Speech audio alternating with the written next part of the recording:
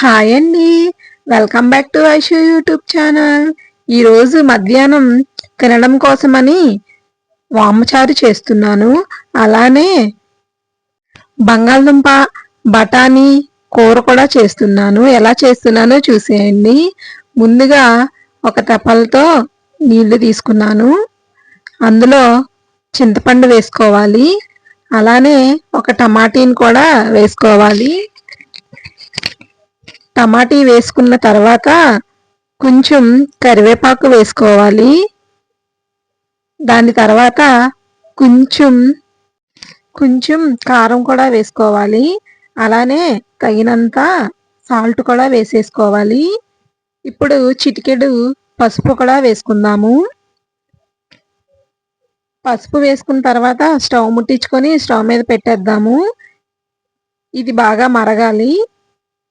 ఈలోపే బంగాళదుంపలు, ఉల్లిపాయలు, టమాటీలు మనం కట్ చేసి పెట్టుకుందాము పక్కన. ఇదిగోండి, నేను రాత్రే ఈ బఠానీని నానబెట్టి పక్కన పెట్టుకున్నాను. ఇప్పుడు బంగాళదుంపని కట్ చేసుకోవాలి.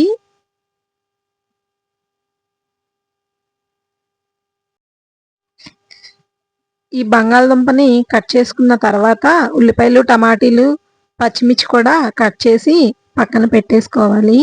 ఈ బంగాళదుంప బఠానీ కూర ఎంతమందికి ఇష్టమో కామెంట్ చేయండి. అలానే లైక్ చేసి, షేర్ చేసి, సబ్స్క్రైబ్ కూడా చేసుకోండి. ఇలాంటి వీడియోస్ మీకు ఇంకా వస్తూనే ఉంటాయి. ఈ బంగాళదుంప బఠానీ చాలా టేస్టీగా ఉంటుందండి కూర.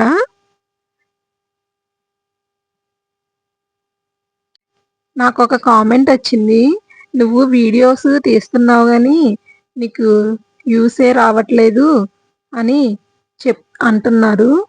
ఎప్పటికైనా వస్తాయని ఒక నమ్మకంతో వీడియోస్ చేస్తున్నాను. అదే నా సమాధానం.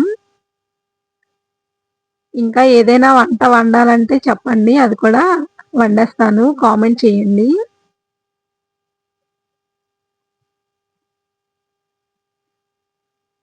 బంగాళదుంపలు, ఉల్లిపాయలు, పచ్చిమిర్చి కట్ చేసుకున్నాను. ఇప్పుడు టమాటీలు కూడా కట్ చేసుకోవాలి.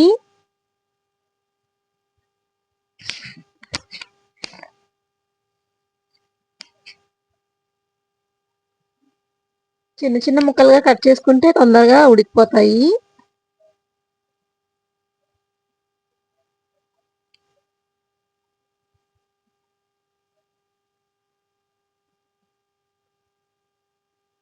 ఇదిగోండి, చారు కూడా చక్కగా మరిగిపోతుంది. ఈ వామ చారు కూడా ఎంతమందికి ఇష్టమో కామెంట్ చేయండి. ఇప్పుడు కూర వండడం కోసం స్టవ్ వెలిగించుకొని కళాయి పెట్టుకుందాము. కళాయి పెట్టుకున్న తర్వాత కళాయి హీట్ అయిన తర్వాత ఆయిల్ వేసుకోవాలి. ఆయిల్ హీట్ అయ్యాక ఉల్లిపాయలు, పచ్చిమిర్చి అందులో వేసేద్దాము. ఇవి బాగా ఫ్రై అవ్వాలి.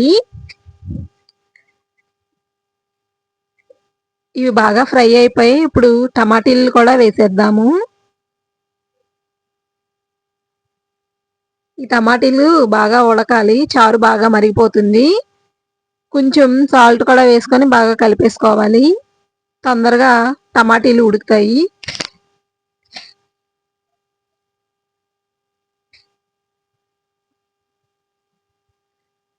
ఈ టమాటీ బాగా ఉడికిందండి. ఇప్పుడు బంగాళదుంప బఠానీ ఉంది కదా, దాన్ని వేసేద్దాము.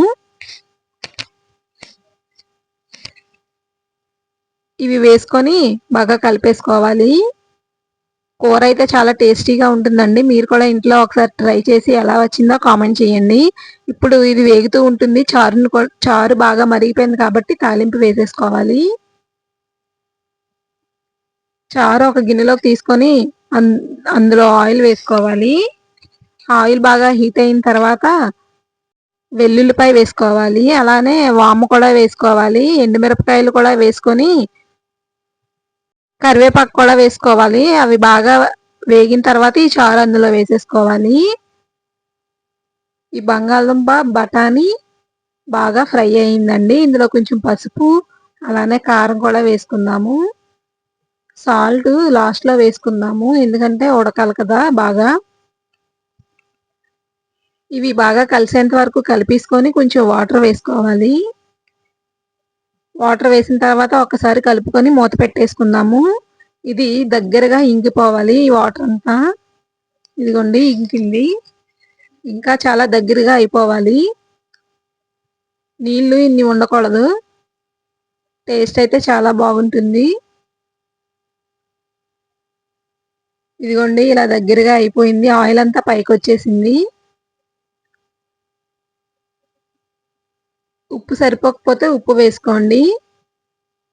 ఇదిగోండి కూర రెడీ అయిపోయింది. ఈ రోజుకి ఇదే వీడియో. Bye bye.